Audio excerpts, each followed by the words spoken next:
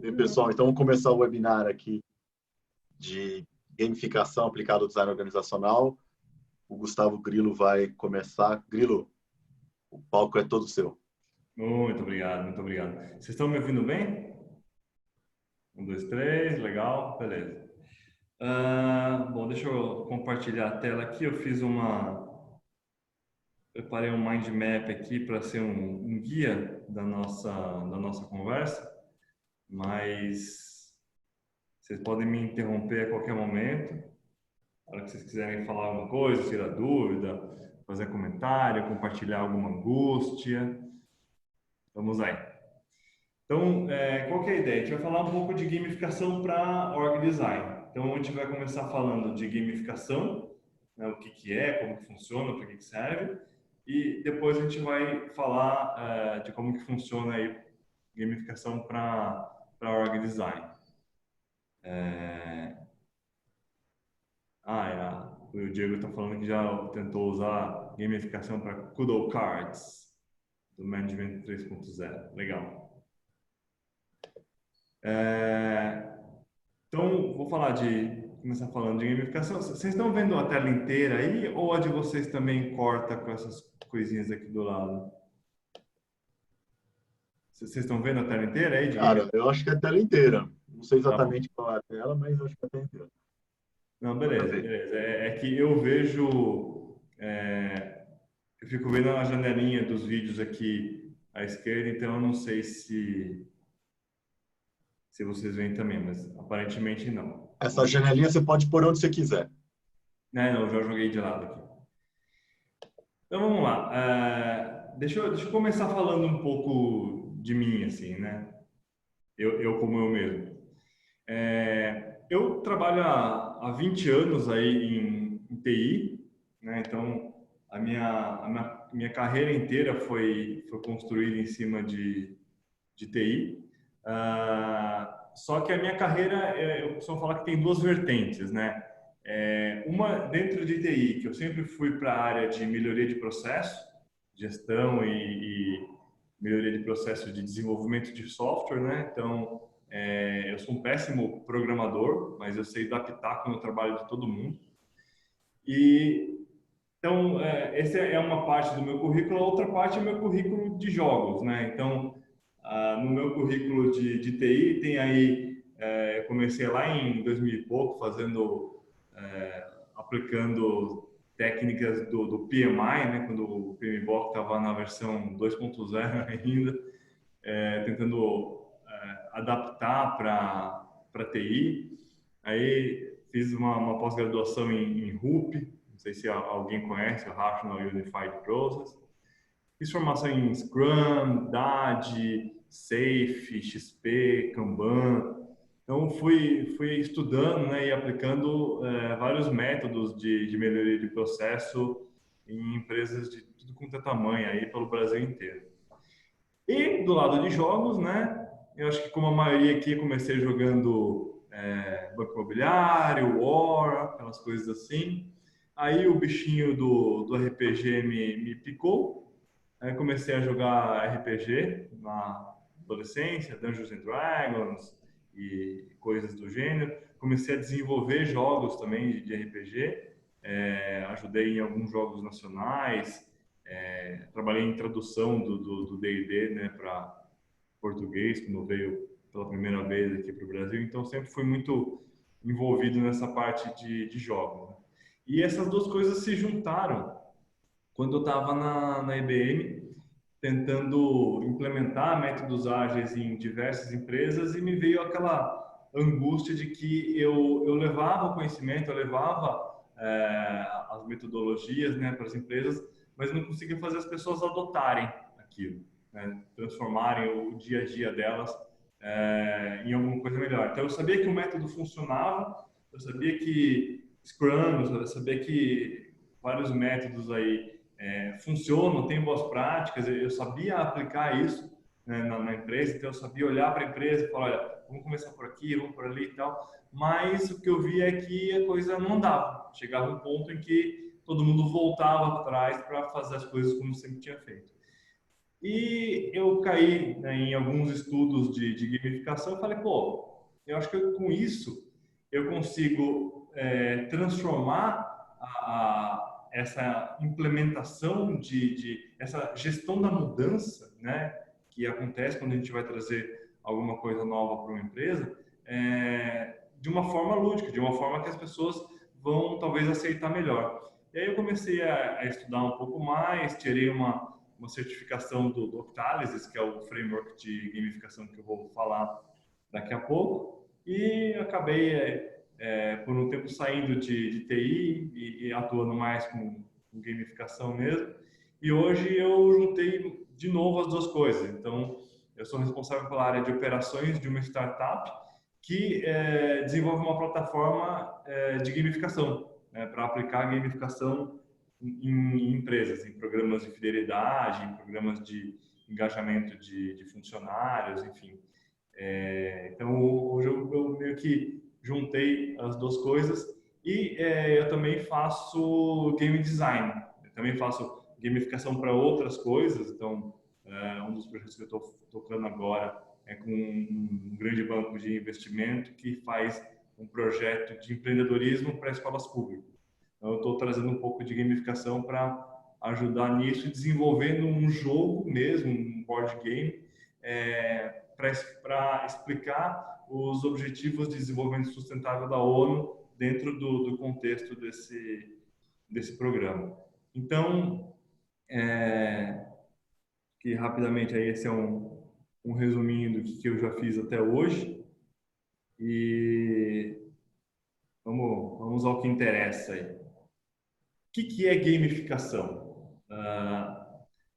Vocês querem arriscar um zóio aí, falar?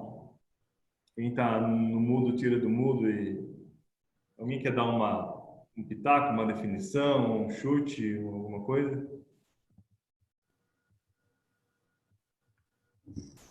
Bom, eu entendo gamificação como usar elementos de games em contextos que não são games. Usar mais ou menos isso que eu entendo. É isso aí. Conceito perfeito, acadêmico, redondo, né? Usar aqueles elementos que a gente normalmente vê dentro de jogos em contextos de não jogos.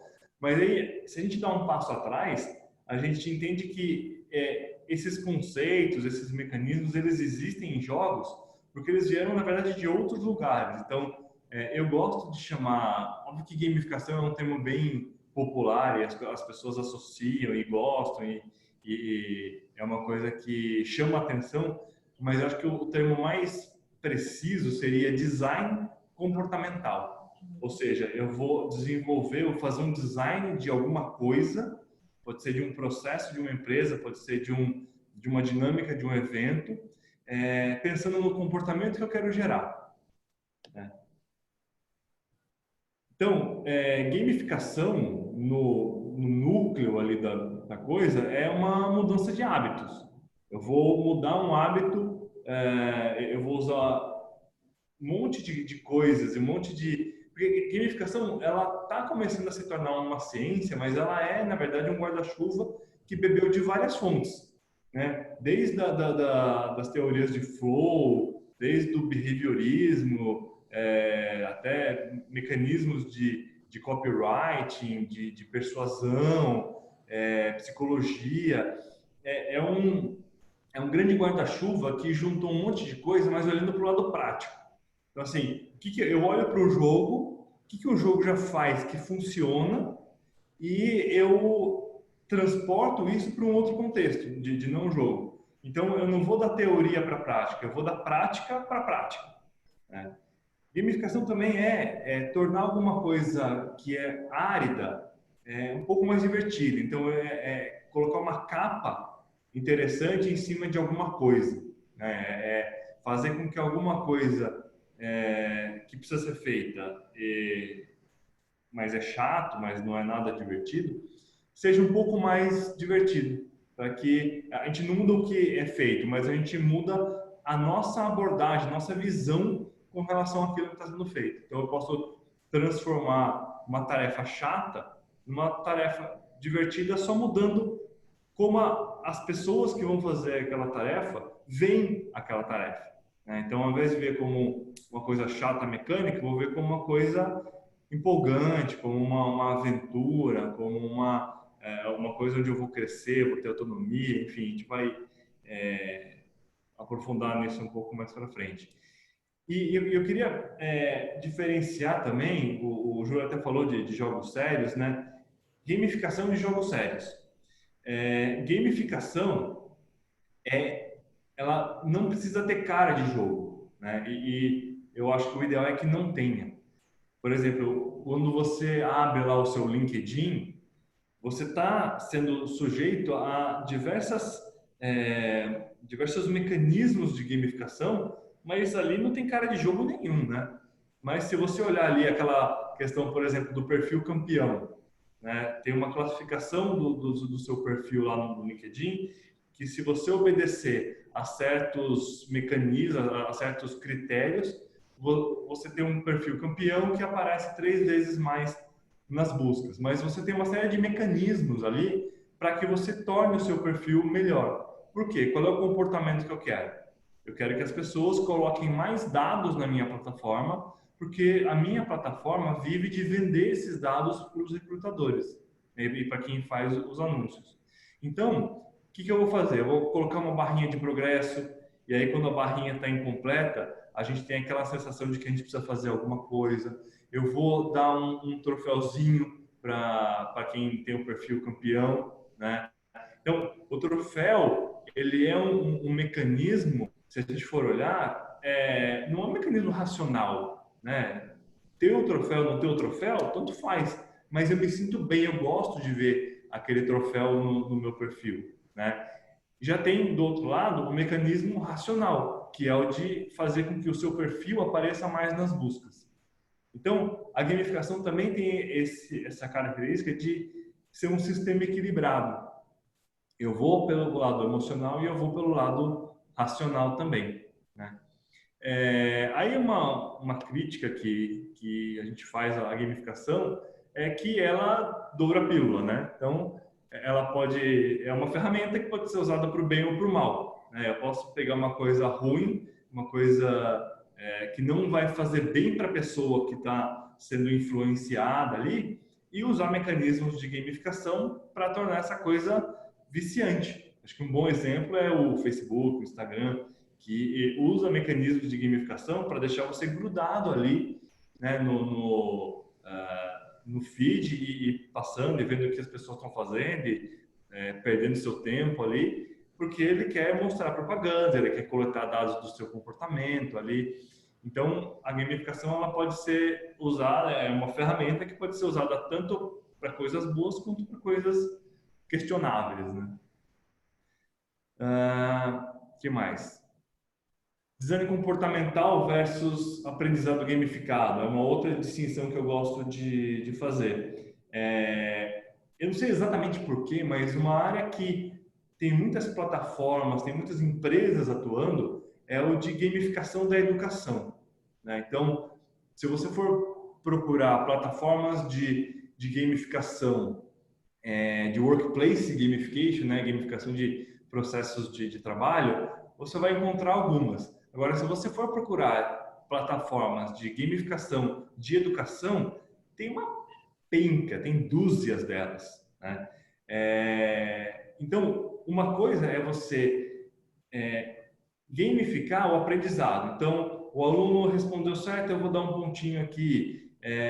Eu vou criar um group quest, né? uma aventura em grupo ali, para que as pessoas façam alguma coisa juntas e aí acham uma competição entre as pessoas, né? Entre os grupos de estudo. Acho que um bom exemplo disso é o Org Stories, né? O jogo que a Target usa para... Acho que é para deixar as pessoas mais cientes das agruras dos ambientes de trabalho tradicionais. Isso é a minha opinião. É uma forma de ensinar. Então, é um jogo que eles desenvolveram para ensinar esse conceito, né? Já o design comportamental é diferente. Eu não vou atuar no aprendizado, eu vou atuar no hábito. Então, uma coisa que dá para a gente fazer e que eu trago para os meus clientes é assim, a gente pode levar um jogo para dentro do seu treinamento, né? Então, eu posso pegar alguns conceitos do treinamento e criar um jogo em volta disso, ou usar uma dinâmica gamificada no meio do treinamento para dar uma quebrada ali, para animar o pessoal, ou eu posso substituir completamente o treinamento por um design comportamental. Eu entendo qual é o comportamento que eu quero gerar com aquele treinamento. É um treinamento de, sei lá, compliance, né? Regras de compliance.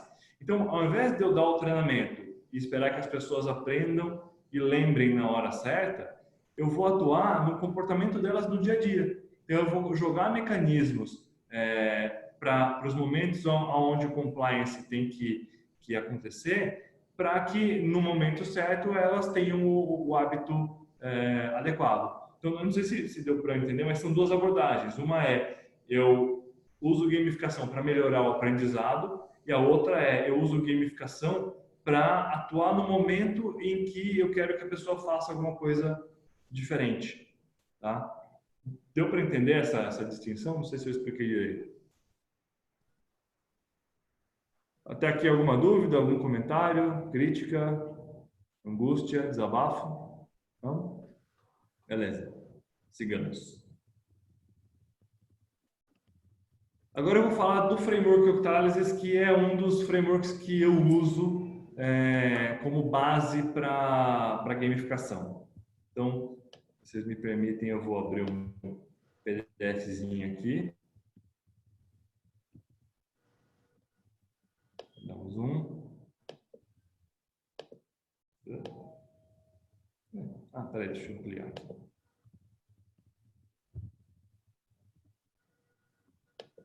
Fica melhor. Então vamos lá. O que é o Octalysis? O Octalysis é um framework de gamificação que foi desenvolvido por um cara que acho que eu gosto desse framework porque o cara tem um perfil parecido com o meu. Ele veio de TI. Então, quem vem de TI normalmente tem esse pensamento analítico de olhar para as coisas, né, olhar para o problema, quebrar em pedacinhos e começar a resolver cada um dos pedacinhos, né? E o Octalysis ele faz basicamente isso. Ele pega uma série de mecanismos, né? Cada uma desses nomezinhos que estão aí em volta desse octógono é um mecanismo de gamificação específico. Alguém está falando alguma coisa aqui no chat, deixa eu ver. Já vamos ver isso, um exemplo de comportamento, beleza. Como rola o jogo durante a rotina. Legal. Depois eu vou falar isso também de gamificação da vida, assim, né? O pessoal chama de lifestyle gamification, gamificação para mudar hábitos da vida. Mas enfim, cada um desses nomes aí é um mecanismo de gamificação que pode ser aplicado, né, num projeto ou num sistema de gamificação. Só que esses mecanismos eles têm que ser equilibrados entre si, porque qualquer aplicação de gamificação é um sistema. E o sistema ele tem que as partes dele interagem, então elas têm que interagir de uma forma correta. Então o Yuka Cho, que foi o cara que criou esse framework, ele dividiu em 8 core drivers, né? 8 motores de motivação, cada um com um tipo de abordagem diferente, tá? Então, por exemplo, eu tenho aqui em cima eu tenho esse core drive que é o de meaning, né? Significado, propósito. Aqui embaixo eu tenho de evitação, escassez aqui à esquerda, imprevisibilidade à direita. Então vamos dar uma olhada por que eles estão organizados dessa forma assim, né? Usando aquela metáfora, né, de o que é o lado esquerdo do nosso cérebro, o que é o lado direito, não é uma definição neurológica, mas é só aquela metáfora que quem está acostumado, onde o lado direito do cérebro seria o lado onde está a criatividade, expressão, habilidades sociais ali de interação em ambientes sociais, e o lado esquerdo sendo o lado da lógica, dos cálculos, né? Se a gente olhar para o framework do Octalysis, os três motores de motivação que estão do lado esquerdo, eles têm essa característica, né, de falarem de lógica, de cálculos. Então, são os motores do ownership, né, da posse, do accomplishment, das coisas que eu conquisto, né? Do lado direito, eu vou ter pressão social, né, os mecanismos sociais, os mecanismos de imprevisibilidade. Então, são mecanismos como o de um caça-níqueis, uma roleta, uma coisa assim, em que ele te engaja porque você quer ver o que vai acontecer ali, você é engajado pela surpresa, né? Porque o que será que vai acontecer? Então, eles têm essa divisão. De um lado, os que estão ligados mais à parte racional, do outro lado, a parte mais emocional, social. Uma outra divisão é que os que estão no topo, ele chama de chapéu branco, white hat. E os que estão embaixo, ele chama de black hat, né, chapéu preto. Então, é mais ou menos a ideia de que os de chapéu branco são os mecanismos que fazem você ser mais criativo, que te empoderam, né, que estão ligados a propósito. E eles têm um efeito que não é rápido, não acontece rapidamente, mas ele é mais duradouro. Já os do Black Hat, ali da parte de baixo, escassez, imprevisibilidade e evitação, são os mecanismos que estão ligados à incerteza, ao medo de perder alguma coisa, ao desejo. Então, são mecanismos que têm uma ação muito mais rápida. Eles fazem efeito mais rápido. Só que se você abusa deles, se você usa muito eles, você fica com aquele gosto amargo na boca, porque você começa a sentir que você não tem mais controle do que você está fazendo. Então, acho que é a sensação de estar no próprio caça-níqueis, né? Você está ali jogando e você está ali envolvido e você não quer sair dali porque você acha que a máquina vai apagar daqui a pouco, não sei o quê. Só que a hora que você sai, você tem um alívio, né? À medida que você vai ficando mais engajado, você vai se sentindo pior, né? Você está sentindo, consciente ou inconscientemente, que você não está no controle daquilo. Então, de novo, tem que ter o equilíbrio, né? Eu não posso nem ter só o chapéu branco, porque senão o efeito da minha gamificação pode demorar muito para acontecer.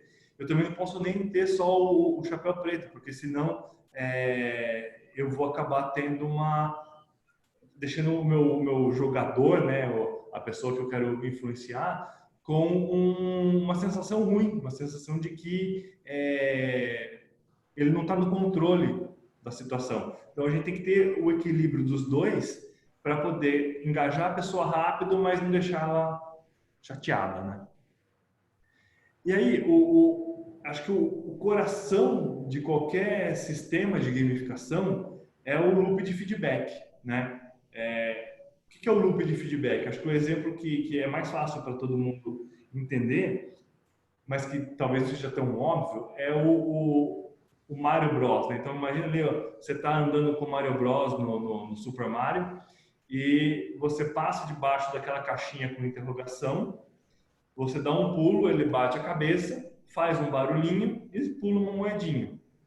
Aquilo ali está condicionando o seu cérebro a hora que você vê uma coisa com interrogação, você vai ali para bater a cabeça, porque você sabe que tem o quê? Tem um som agradável ligado a um som, enfim, agradável é questionável, mas existe um som que é ligado a uma moedinha. A moedinha é uma coisa boa, então você associa a moedinha ao som e a ganhar alguma coisa. Então o seu cérebro cria um loop onde você tem uma ação e essa ação gera um feedback. Se a gente for olhar para o loop expandido, né, eu tenho a ação que gera uma mudança de estado, né? No jogo seria a mudança de estado que a caixinha solta uma moeda, aí essa moeda, e a caixinha fica vazia, né? Essa moeda gera um feedback visual e sonoro, e esse feedback visual e sonoro leva um call to action, né? Uma chamada para ação, que vai te levar a repetir essa ação. Então, qualquer sistema gamificado, ele é, na verdade, um conjunto de loops de feedback, em que você vai criando um atrás do outro para levar o jogador, né, ou a pessoa que está ali naquele processo, a repetir uma ação, a mudar um hábito, né? Enquanto você não tem esse hábito, o Mario podia passar reto ali e não fazer nada, à medida que você pula e bate com a cabeça, você cria o hábito de sempre que você passar ali, você pular e bater com a cabeça para ganhar a moedinha, tá? Então, se vocês não pegarem nada mais dessa conversa aqui, peguem isso. Esse é o coração, esse é o núcleo de qualquer sistema gamificado. Aí você vai criando um conjunto desses loops de feedback e vai encaixando eles para que um alavanque o outro, para que um multiplique ou aumente o efeito do outro. E aí você vai tendo cada vez mais um sistema que leva o seu jogador, enfim, a pessoa na direção que você quer, né? Vai dando nudges ali, vai empurrando a pessoa para fazer o que você quer. Até aqui tudo bem? Beleza? Então eu vou passar rapidinho aqui pelos 8 core drivers aqui, só para vocês terem uma ideia do que é cada um, tá? Quem quiser se aprofundar depois, entra no site do Yukai-Chou, YUKAICHOU,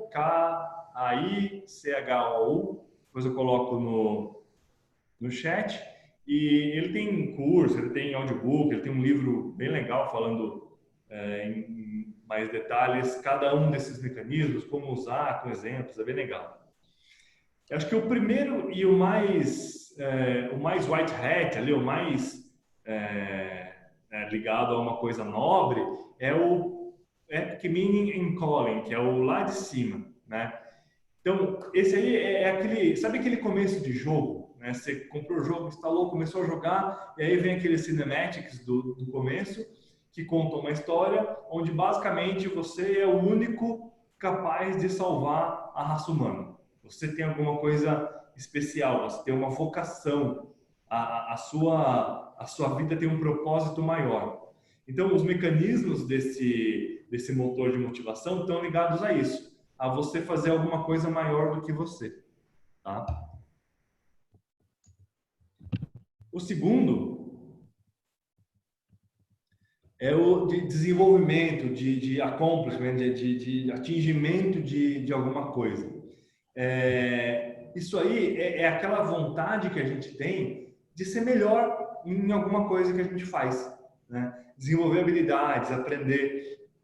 E é nesse aí que está a maioria do que a gente chama de PBLs, que é o beabá, é o arroz com feijão, e é o que muita gente acha que gamificação é só isso. Points, badges e leaderboards, quer dizer, pontos, medalhas, troféus e rankings, né? Listas de classificação. Então, esses são apenas alguns mecanismos. Normalmente, quando a gente fala em gamificação, é isso que vem na cabeça das pessoas. Eu vou ganhar medalhinhas, troféus, eu vou ganhar pontinhos, que eu vou fazer alguma coisa com esses pontos ou não, e eu vou competir com alguém num quadro classificatório, aí, né? Num leaderboard. Do outro lado, agora no lado social, ali, né? No lado emocional, tem o Core Drive 3, que é o empoderamento de criatividade, né? E feedback rápido. Esse é um dos motores mais difíceis da gente pensar mecanismos para ele, porque são mecanismos em que você libera a criatividade com um feedback rápido. Então, acho que o melhor exemplo é o Lego, né? O Lego, ele brincar de Lego, montar Lego é um fim em si próprio, né? Tem gente que faz um monte de coisas com Lego, mas mesmo quando você não está fazendo nada, está só encarando, às vezes eu tô ali, meu filho me chama para brincar, né?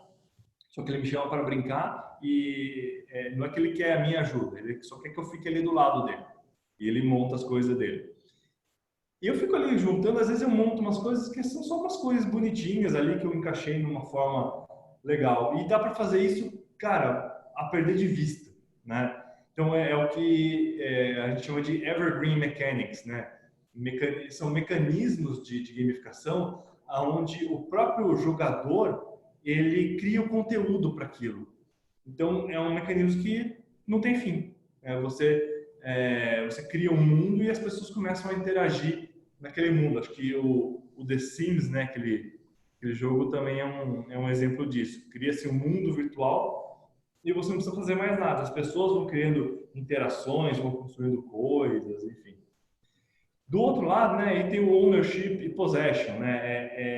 São mecanismos ligados a você ter alguma coisa e também a você cuidar de alguma coisa, investir em alguma coisa e tornar aquilo mais valioso, né? Então são mecanismos que levam para você criar alguma coisa física ou não. Às vezes você cria só um avatar no jogo, vai colocando uma roupa, uma espada, um capacete, alguma coisa assim. Mas à medida que você vai investindo o seu tempo e às vezes até o seu dinheiro, né, naquilo, você vai se apegando mais àquilo. Então você gera um apego àquilo que você está fazendo porque você está investindo o seu tempo, a sua energia ali, tá? O 5 é de influência social, relacionamento. Então você fazer mecanismos, você usar mecanismos que usem interações sociais, companheirismo, né, a aceitação de você estar num grupo. Então são mecanismos muito poderosos também e de longa duração, né? Então você pode entrar num jogo, ou quando você entra numa empresa, você recebe um mentor. Esse mentor vai te mentorar nos seus primeiros 90 dias ali na empresa. Então você cria um relacionamento e isso faz com que você se engaje mais com a empresa, porque você criou uma relação com aquela pessoa. Então se você pensar em sair, você pensa duas vezes, porque vou magoar a pessoa e tal. Então são mecanismos que usam esse tipo de abordagem, né? O 6 é o de escassez, impaciência. Então, são mecanismos ligados, aí já está indo para o lado negro, né? Para o Black Hat. São mecanismos que dizem que coisas que são raras são mais valiosas, né? Então, acho que um exemplo são os mecanismos de dinâmica de hora marcada. Eu tenho que entrar num determinado horário ou com uma determinada frequência para poder ganhar alguma coisa. Então, eu tenho um aplicativo que chama Ribbons, não sei se alguém conhece, mas é um aplicativo que você lê notícias aí você lê essa notícia e coleta os seus Ribbons e isso aí vira pontos que são convertidos em doações. E aí você pode doar água, atendimento médico, fortificação alimentar, enfim, uma série de coisas para pessoas em situação de risco, né? E ele tem uma dinâmica dessa que, assim, todo dia que você entra, se você entrar todo dia, você tem um baúzinho ali que você coleta ribbons só por você ter entrado na aplicação. E aí, se você entra todo dia, você vai ganhando 25, no segundo dia 50, no terceiro dia 75, até um máximo de 150. E se você continua entrando todo dia você ganha 150. Só que se você para de entrar, você cai para 25 de novo. E aí você tem que ir conquistando tudo de novo, né? Tendo o que a gente chama de streak, sem parar para continuar ganhando um volume maior, né? Então esse é um desses mecanismos de escassez e impaciência. O 7º é o de imprevisibilidade e curiosidade. Esse funciona muito bem, mas é muito Black Hat, assim. Se você começa a usar muito, a pessoa perde o controle, né? É um dos mecanismos que funciona no Facebook, por exemplo.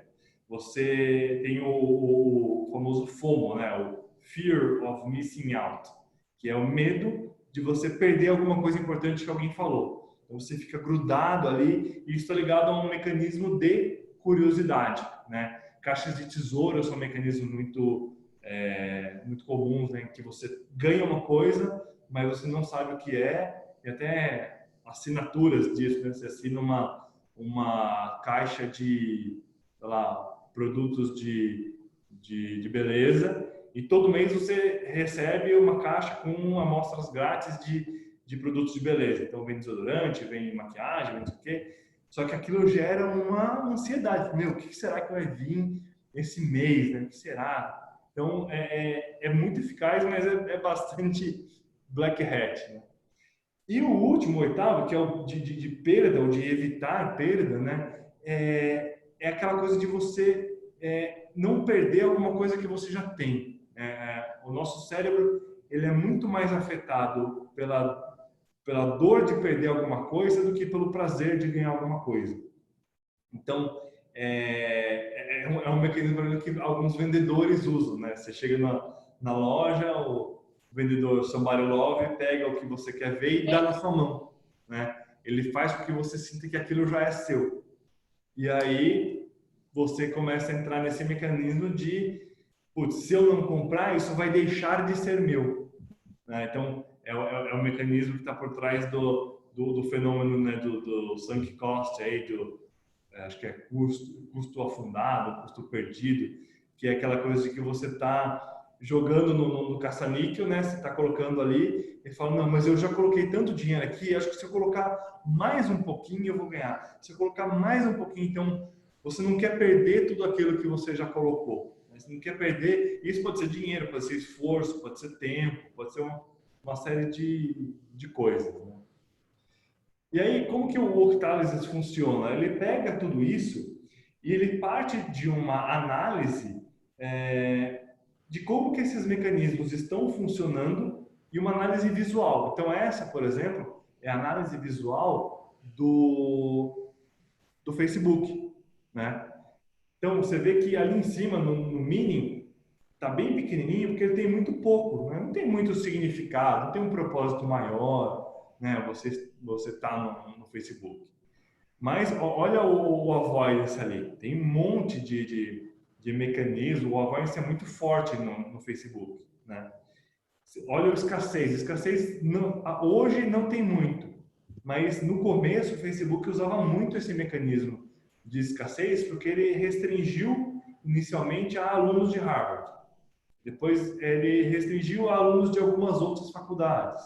E aí foi aumentando, então era muito desejado porque pouca gente podia ter, né? O Gmail no começo era assim também. Você só conseguia entrar através de convite, né? Então, com essa análise você consegue olhar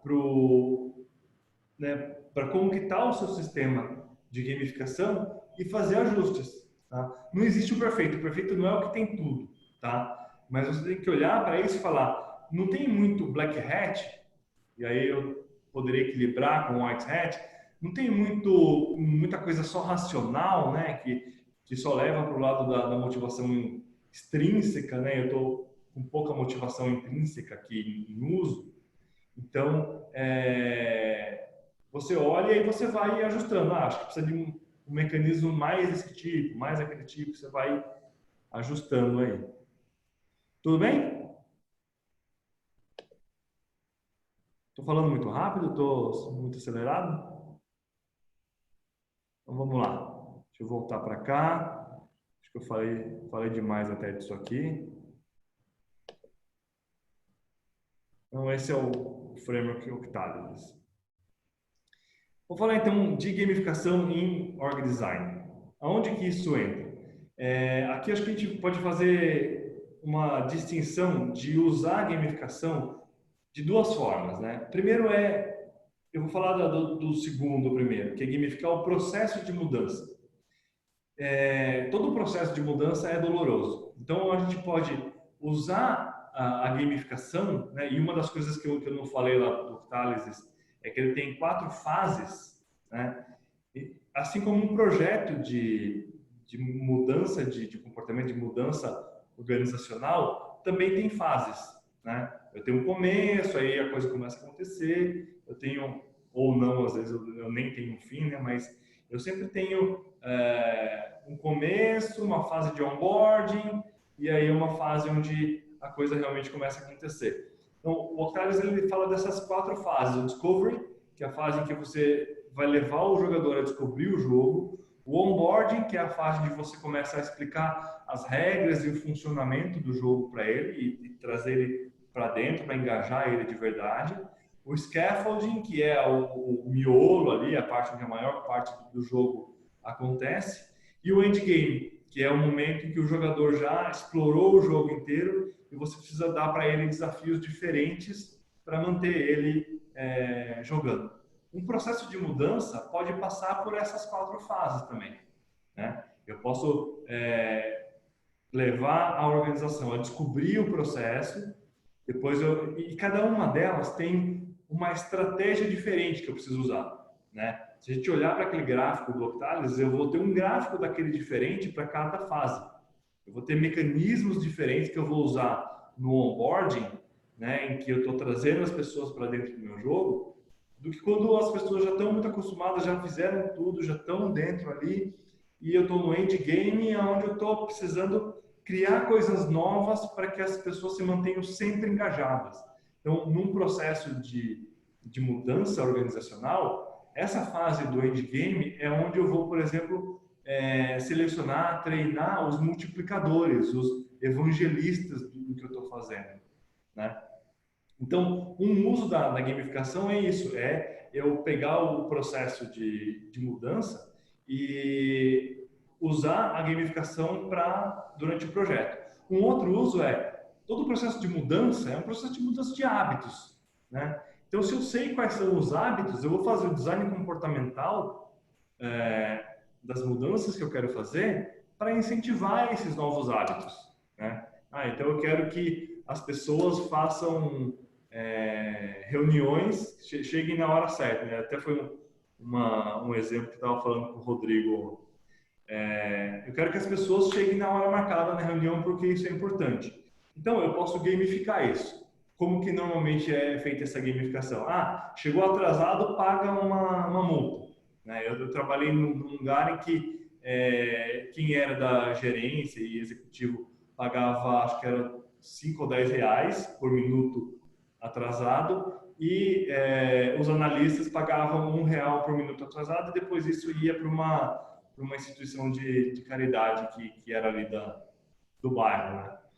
Só que o que acontece numa coisa dessa? A pessoa começa a falar, beleza, eu vou atrasar 10 minutos, eu vou pagar. Então, vira um serviço de atraso. Então, eu vou comprar o meu atraso.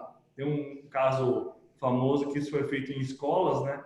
E para punir os pais que chegavam atrasados para pegar os filhos, e não deu certo, porque aí piorou o atraso, porque o pai não se importava mais, falava, dane-se, eu pago e pronto, entendeu? Então, a menos que seja uma grana muito grande, que faça muita diferença, esse mecanismo não funciona bem assim, né? Aí, como que a gente poderia fazer um mecanismo? Uma coisa que eu usei na empresa aqui um tempo foi assim: quem chega atrasado na reunião, o último a chegar, se ele chegar atrasado, ele paga o almoço do primeiro que chegou. Então, tem uma relação de dinheiro também, mas tem também uma relação de humilhação, tem uma relação de poder, e poder é uma das recompensas mais eficientes que existem. Poder, acesso a coisas que ninguém tem acesso, são tipos de recompensa muito eficazes, muito mais eficazes do que recompensas monetárias. Então, um almoço é uma recompensa monetária? Por um lado só que é uma coisa que eu estou tendo que prover para você. Então, cria uma relação ali de eu fiz uma coisa errada, eu estou tendo que pagar por isso para uma outra pessoa, né? Então, é uma outra forma de ver. Então, são essas duas abordagens que a gente pode ter dentro do design organizacional. Novos hábitos, em que eu vou gamificar pontualmente cada hábito que eu quero criar, ou gamificar o processo em si de mudança. Eu vou transformar o projeto de mudança organizacional numa coisa lúdica, numa coisa mais divertida, mais engajadora. Tudo bem até aqui? Tô falando pra caramba, vocês não falam nada, eu vou falando. Gamificação no O2. Aí vamos trazer uns, eu coloquei vários aqui, mas estamos meio apertados de tempo. Vamos falar de uma ou duas coisas aqui que a gente vê na O2 e que são mecanismos de gamificação. Às vezes a gente está cercado de mecanismos de gamificação que a gente não percebe porque a gente não está olhando com essa lente, né, com a lente do game design. Então, por exemplo, o papel tem um propósito, né? Todo papel, o mínimo que ele tem que ter é um propósito. Então, isso dá um significado, dá literalmente um propósito maior para quem está exercendo aquele papel. E quanto mais isso for escrito, esse papel for escrito com um bom storytelling, né, de uma forma a mostrar que aquilo realmente é importante, melhor. Né? Então, isso aí é um uso de gamificação para O2. Assim como a organização ter o seu propósito também. Isso usa esse mesmo mecanismo, né? O modo cuidar, a Tion Network, né? A rede que a gente tem lá no Slack, ela é um mecanismo social, em que eu encontro com pares, com pessoas que pensam da mesma forma, e isso me engaja na O2, isso me engaja nesse modo de pensar, na comunidade. Né? Então, isso gera um engajamento também. As pessoas podem construir os seus papéis. Então, isso dá um ownership para a pessoa muito grande. Fala, pô, eu posso ser o desenhador, o designer, né, do meu próprio trabalho. Né? E os mecanismos de gamificação mais eficazes são sempre ligados de alguma forma à autonomia que a gente quer. Né? A autonomia, maestria. Isso aí são ideias, abordagens que dão os melhores mecanismos de gamificação, porque é uma coisa que é universal no ser humano. Né? Não vou falar tudo aqui só para não... Tem muita coisa aqui para falar.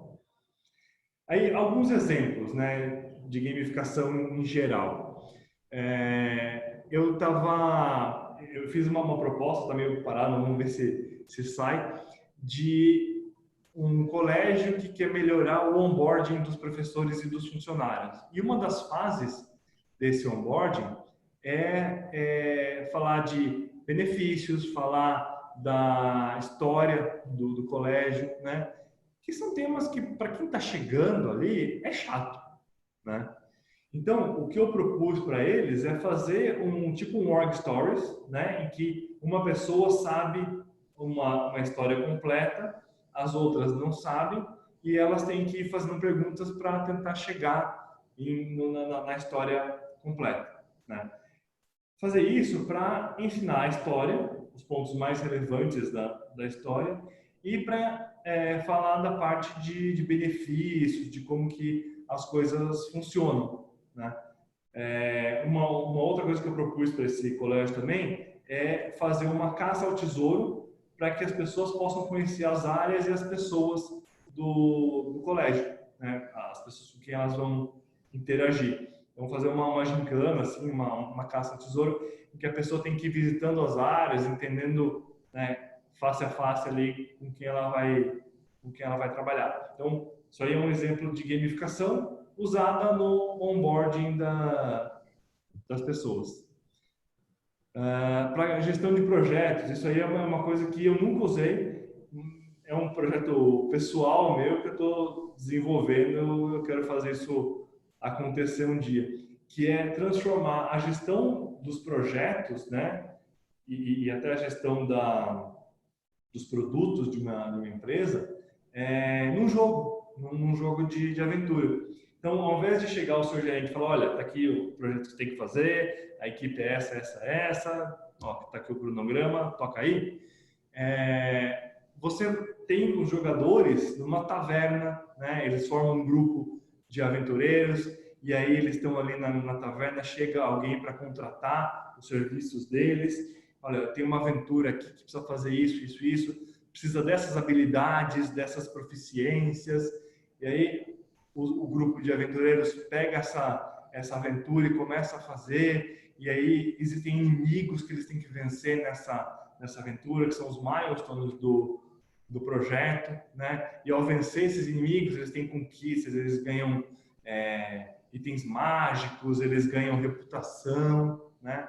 Então, transformar, e aí é aquela gamificação que eu estava falando, que é muito baseada em storytelling, né? É uma gamificação onde você coloca uma capa bacana ali numa coisa. O Júlio Senori, você quer comentar? Eu estava falando hoje que eu acho que o Bruno chegou. Ah, legal. Seja bem-vindo. Boa noite. Boa Obrigado. noite, tudo bom? Tudo bem, beleza. Legal. Vamos lá. Então já que eu parei a sua fala, vou falar que também isso é uma coisa que eu sei de muita gente que já quis fazer esse modelo de gestão de projetos com MMO, gestão quest, jogos, né? Eu mesmo também já tive umas ideias assim. É bem desafiador, né? Porque tem o lado lúdico, né? Fica divertido e tal, mas é muito difícil fazer a correlação e todo, não sei, é um trabalho bem profundo aí, mas deve ser divertido. Então vou criar um grupo de discussão, alguma coisa assim, para a gente co-criar esse negócio aí, porque eu acho muito legal, acho que é uma coisa que tem muito a ver, assim. Fora que é uma coisa que eu jogo, que eu gosto, né? Enfim. Um outro exemplo, esse é um caso de mercado, né? Que é um caso de onboarding que a Deloitte usou gamificação para treinar executivos. Isso foi feito com milhares de executivos no mundo inteiro. Eles criaram um processo de gamificação para os treinamentos que os executivos têm que fazer logo que entram na Deloitte. E eles conseguiram, com isso, reduzir em 50% o tempo que esses executivos levavam para fazer todos os treinamentos, comparado com a situação anterior, que era simplesmente ter os treinamentos ali numa área e o gerente do cara falou assim, olha, você tem que fazer aquilo ali até tal data, entendeu? Então, eles reduziram pela metade o tempo que as pessoas levavam para fazer tudo o que precisava ser feito. Então, esses aí são alguns exemplos de gamificação. E por último, eu quero mostrar para vocês um método visual que eu criei para fazer gamificação de processo de trabalho, enfim, do que vocês quiserem, mas sempre ligado à gamificação, pode ser de gamificação de estilo de vida também, né? Só para falar um pouquinho disso que eu falei que ia falar, acabei esquecendo. Existem algumas divisões na gamificação, né? Então, você tem gamificação de workplace, tem gamificação de produto, onde você coloca mecanismos de gamificação dentro de um produto, por exemplo, o Facebook é um exemplo desses, né? Você coloca mecanismos de gamificação dentro de um produto para que ele seja mais engajador. E existe a gamificação de estilo de vida, né? Eu uso, por exemplo, um aplicativo de exercício, né, de ginástica, que tem lá uns mecanismos bem mequetrefe, diga-se de passagem, mas tem mecanismos de gamificação dentro dele. Um exemplo que eu gosto muito é o Abitica, não sei se vocês conhecem. Alguém já ouviu falar do Abitica? É um aplicativo bem antigo, que tem para desktop e tem para mobile, que ele te ajuda a criar hábitos usando mecanismos de gamificação com um visual de RPG 8 bits, assim, sabe? Bem quadriculadinho, assim. Eu já testei isso aí, é bem legal. Eu uso há bastante tempo, assim, e ele é muito flexível, bom e o ruim, né? Porque você tem que configurar meio que na unha ele. Mas ele é muito flexível, dá para fazer muita coisa. Dá para gamificar, assim, em termos individuais, dá para gamificar quase tudo, assim, com ele. Então é isso. E aí tem toda essa área de gamificação de estilo de vida que te ajuda a meditar mais, fazer mais exercício, comer melhor, enfim, todas essas coisas que são boas e a gente nunca faz.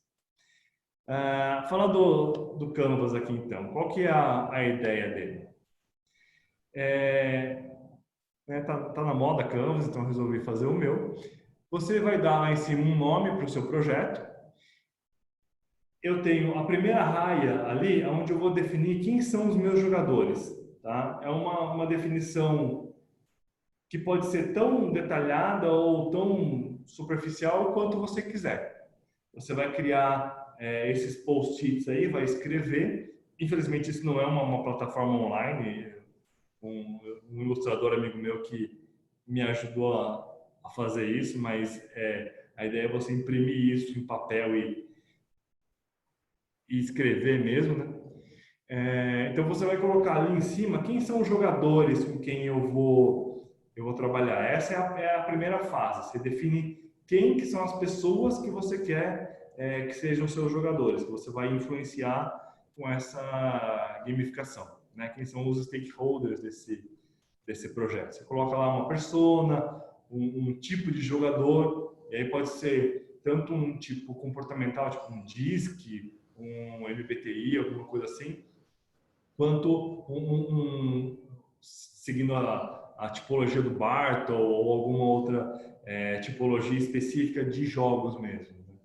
E embaixo tem ali os stats em que você vai descrever qualquer coisa desse jogador. Vai colocar ali nessa primeira raia todos os seus players. Lá na direita, né, o segundo passo, tem uma coluna de objetivos e com um cartãozinho de objetivos e indicadores. Então, ali você vai colocar quais são os objetivos específicos, os comportamentos, né, que você quer influenciar e quais são os indicadores que você vai usar para medir se isso está sendo atingido ou não. Então, por exemplo, eu quero que os meus vendedores vendam mais. Qual é o objetivo? Aumentar o faturamento do produto X. Qual é o indicador? O indicador é faturamento mensal do produto X.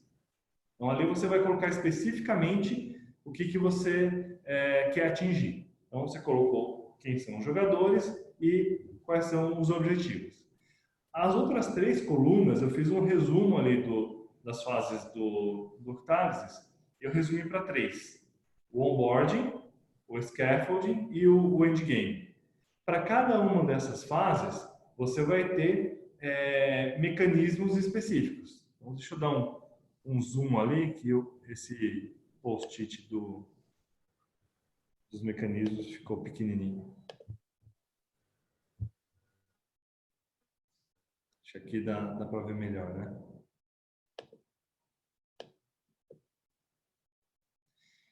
Então, eu vou colocar aqui, cada um desses post-its, desses quadradinhos aí, vai ser um mecanismo de gamificação.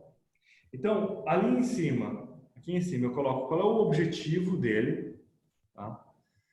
Aqui, em ação, eu vou colocar, resumidamente, o que é a ação, o que é o mecanismo que eu vou usar. Então, por exemplo, propósito maior. Vou colocar aqui, ali, ação, propósito maior. Aqui eu vou colocar qual é o motivador que eu vou usar para que a pessoa faça isso. E aqui do lado direito, qual é o mecanismo de feedback que vai dizer para essa pessoa que ela está no caminho certo. Tá? Aqui embaixo eu vou colocar qual é o elemento de jogo que eu vou usar. Então, eu vou usar um contador para que a pessoa vá contando quantos pontos ela fez. Tá? E ali embaixo eu descrevo qual é a plataforma. Se vai ser uma planilha Excel, se vai ser um cartaz na parede, se vai ser um adesivo colado no crachá da pessoa. Então ali eu descrevo qual é a plataforma, se é digital, se é física, se é papel, o que é.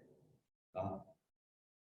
Então, eu uso cada um desses post-its para descrever e apenas um mecanismo. Então, a hora que eu vou preenchendo isso aqui... O que é esse objeto neg em cima? Objeto neg? É objetivo de negócio. É um daqueles objetivos que está ali naquela coluna mais da direita, tá? Então, isso aí faz com que eu tenha clareza na ligação que esse mecanismo tem com um objetivo de negócio que eu quero alcançar, tá? Precisa ser de negócio? Oi? Precisa ser objetivo de negócio?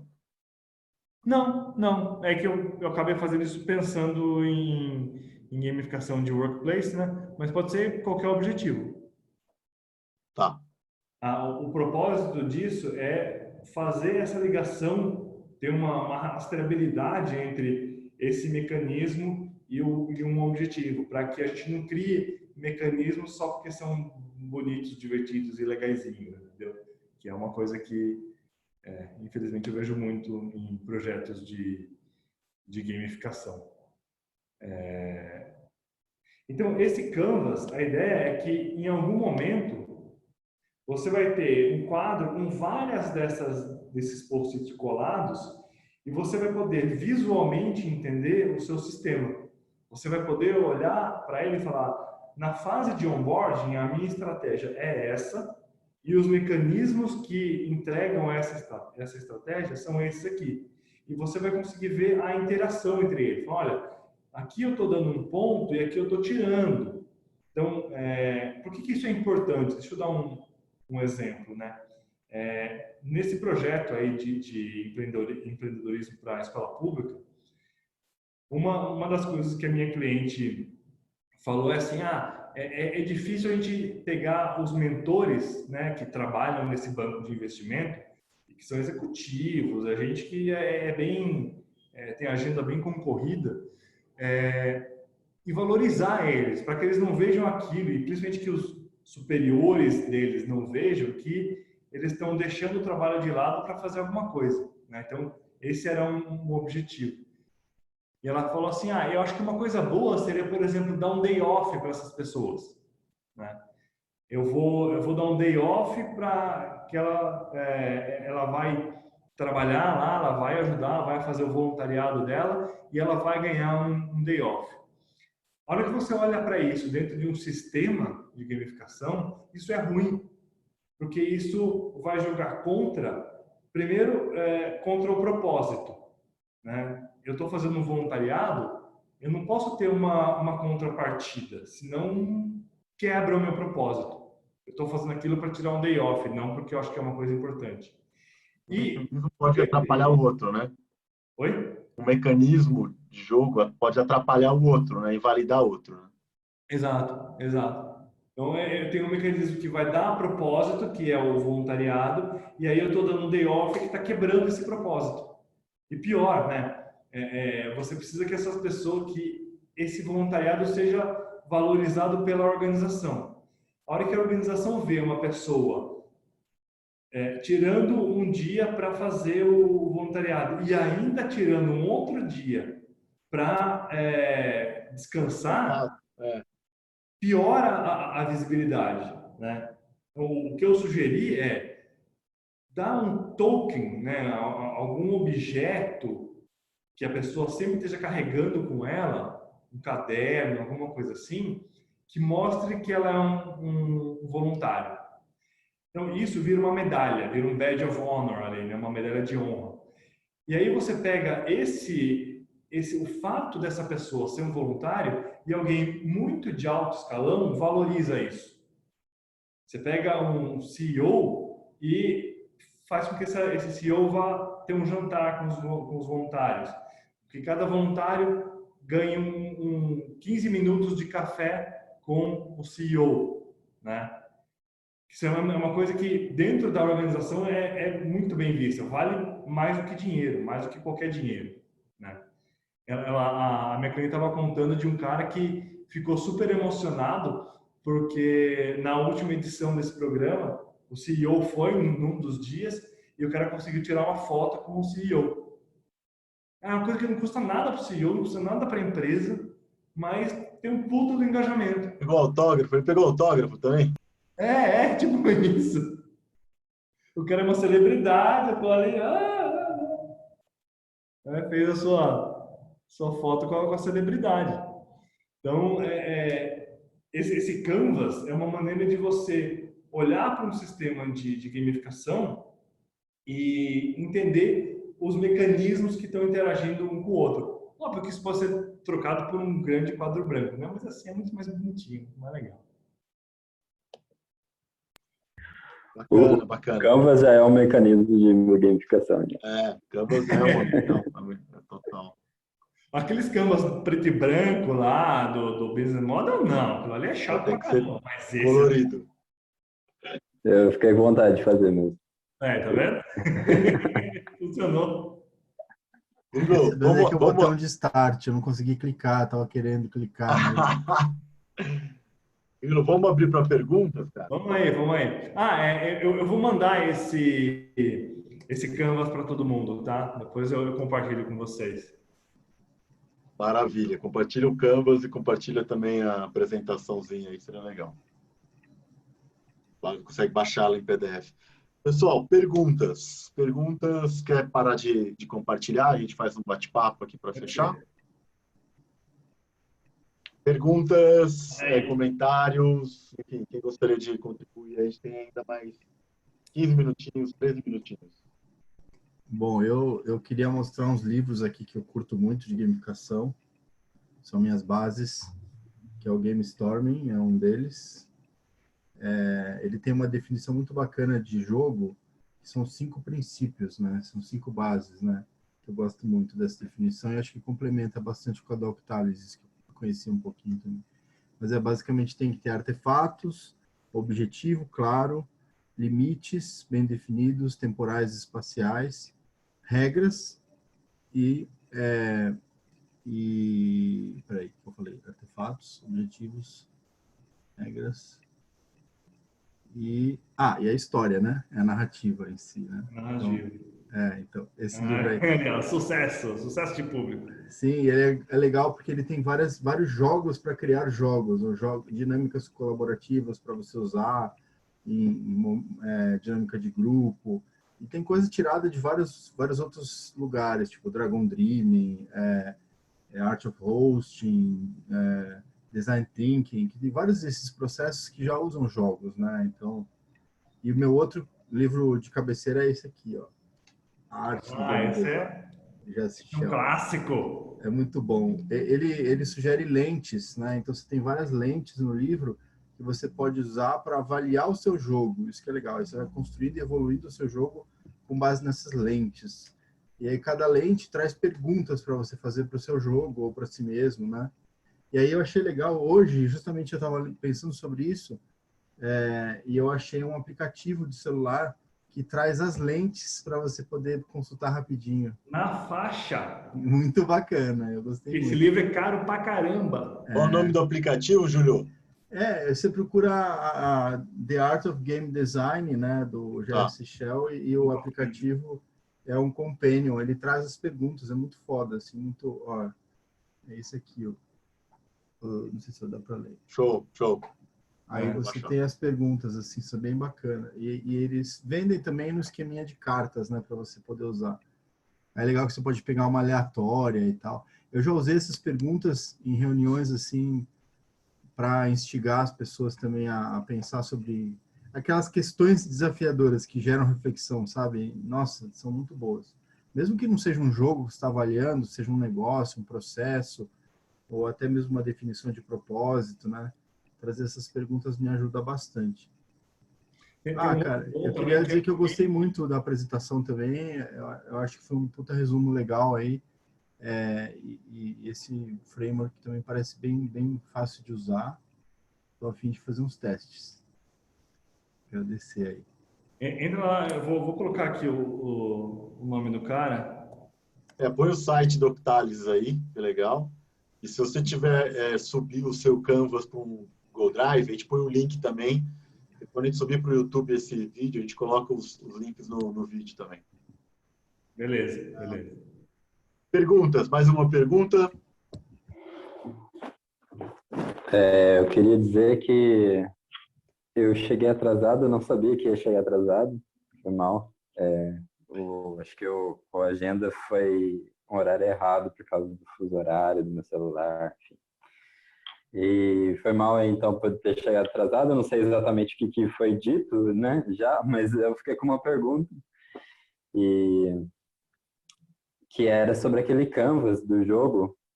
E eu vi lá que você falou bastante na primeira parte, que era do onboarding. Aí depois tinha uns outros campos ali na frente, um Sim, do sim, meio. E o que são aqueles campos? Scaffolding e É aquele... endgame, né? são as fases do jogo. E aí a ideia é que para cada fase você vai desenhar mecanismos diferentes. A fase do onboarding é a fase em que você está trazendo a pessoa para dentro do jogo. Então é uma fase onde você tem que ensinar ela como as coisas funcionam, tem um esforço de engajamento maior, né? Normalmente num jogo, alguns mecanismos estão ligados a você dar alguma coisa muito importante para que a pessoa não queira sair do jogo e tal. A fase do scaffolding é o miolo, né? É onde vai se desenvolver o jogo, a maior parte do jogo, né? Uhum. E a fase do endgame é aquele momento em que o jogador ou a pessoa já tem muita experiência, já explorou bastante o jogo, né? Já passou pelos mecanismos e tal, está começando a ficar meio calejada para aqueles mecanismos. Então você tem que usar uma outra abordagem para manter esse cara engajado a longo prazo. É a cauda longa ali, é o que você vai manter o cara engajado a longo prazo. Aí para os diferentes fases do jogo, assim, você vai ter, usando aqueles post-its com estratégias diferentes. Isso. Você pensa uma estratégia para cada fase e aí você consolida essa estratégia em diversos mecanismos. Legal, legal. E queria agradecer aí também, Gustavo. O pouco que eu consegui pegar aqui foi bem rico. Então, obrigado por compartilhar. Valeu, um Dá prazer. para assistir o resto no YouTube, a gente vai subir. Sim. Depois assistir. Tem uma pergunta da Stephanie aqui que eu achei bem interessante, que é se alguma vez a gente já desenvolveu um jogo para transição de organização de um modelo hierárquico para um modelo mais horizontal, né? Depois tem uma outra, é como envolver CEOs da geração Y em games, né? Enfim, ela está colocando Então, muitas dicas, né? assim, com certeza é possível, né? Começando por isso aí, porque você não precisa fazer um jogo, né? Ele não precisa estar envolvido em um jogo. Você usa mecanismos de jogos que podem estar disfarçados em outras coisas. O próprio O2, quando a gente estava falando, né, na apresentação, sobre como que o O2 acaba incorporando mecanismos de jogos, né? Então, tem uma série de estratégias ali que deixa a pessoa mais engajada com essa mudança para o modelo mais de autoridade distribuída. Então, por exemplo, tem um mecanismo onde você tem uma eleição de uma pessoa para ser facilitadora, né? Essa pessoa, então, ela sente ali meio que, nossa, agora eu vou mandar aqui na reunião. Nossa, as pessoas estão me escolhendo para ser a pessoa que vai dizer quem vai falar e etc. Isso aí já coloca ela numa situação, né, de um pouco de um herói ali naquele momento, né? Protagonista, com certeza, da reunião. Além disso, ela sabe que ela tem uma curva de aprendizado. Putz, como é que eu vou aprender a facilitar uma reunião seguindo esses processos? Tem uma série de diretrizes, por exemplo, no modo adaptar, que eu preciso seguir. Isso também estimula ela a aprender, porque ela está se desenvolvendo, se tornando cada vez mais fluente, né? Quando ela vê um facilitador experiente facilitando uma reunião, ela fala, cara, eu posso ser assim. Ao mesmo tempo, você tem um gestor que está precisando passar por uma transição de personagem, né? Ele tem que abrir mão de um personagem, começar a assumir um outro personagem, que é um processo para alguns, né, bem difícil, mas que a gente acaba facilitando essa transição, né, de algumas maneiras, né? Primeiro, dando clareza do que é esse novo personagem, né? Você dá um novo nome para ele, já não é mais gestor, é o olho externo, né? Você está nomeando. Então, essas tecnologias sociais que a gente usa para autogestão, elas acabam sendo pensadas para facilitar esses processos de transição, né?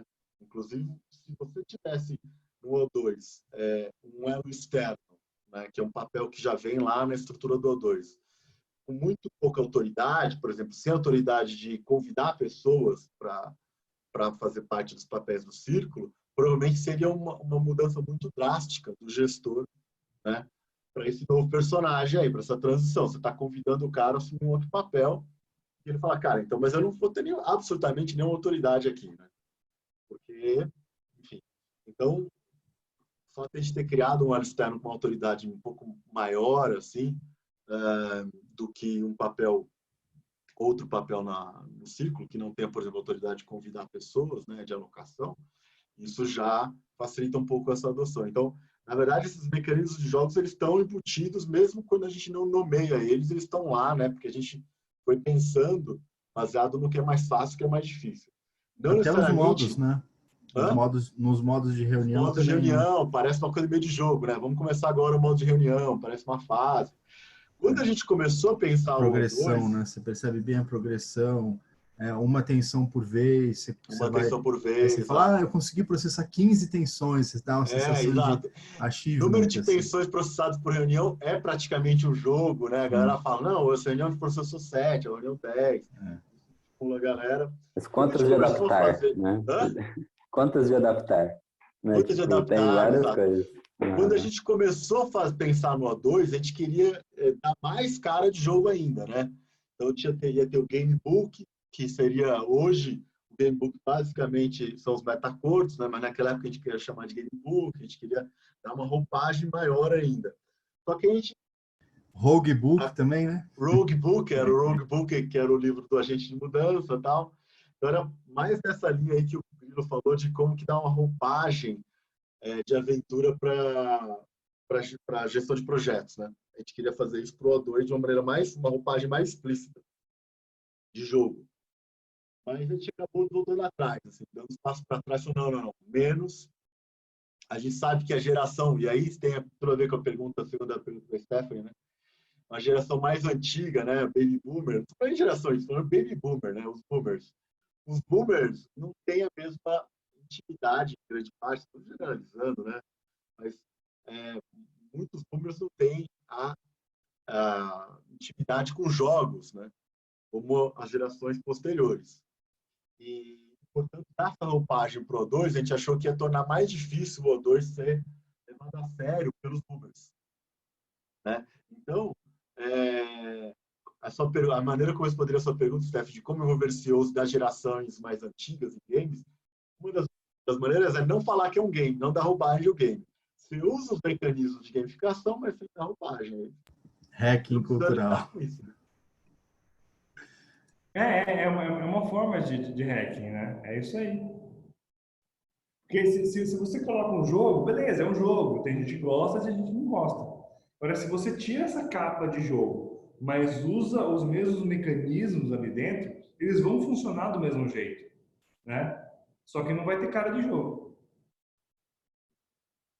Vai ser e tá saindo um jogo do O2, tá camuflado, né? Tá saindo um jogo bem avançado do O2 aí, né? Que eu ouvi falar que você consegue experimentar Tem um jogo que a gente criou para pessoas que já têm algum conhecimento, a gente não precisa testar com pessoas que não conhecem o O2, né? É bem interessante, é um jogo de tabuleiro, bem complexo aí. A gente deve fazer um meetup, acho que no próximo mês, focado nesse jogo. O meetup da semana que vem, galera, é focado mais em hacking, etc., que a gente está no meio de um workshop de hacking cultural. E tem o meu merchan também, né? Sobre esse jogo. Tem o meu merchan também, o jogo Jornada Teal, que a gente está criando. Jornada Teal, quero jogar ainda. A gente podia fazer esse meetup com esses dois jogos, de repente. O Jornada Teal e o da Maré Nova, que eu não lembro o nome, mas é o jogo da Maré Nova que o Davi... Você jogou, Bruno, o Jornada Teal aquele dia no LC? Não, né? Não joguei. Eu cheguei no finalzinho lá que você está jogando. É um jogo que ensina as pode ser no ideias meetup, então. então. Vamos fazer no próximo meetup aí. Fechou. Galera, o tempo está esgotado. Grilo, quer comentar mais uma coisa ou podemos fechar?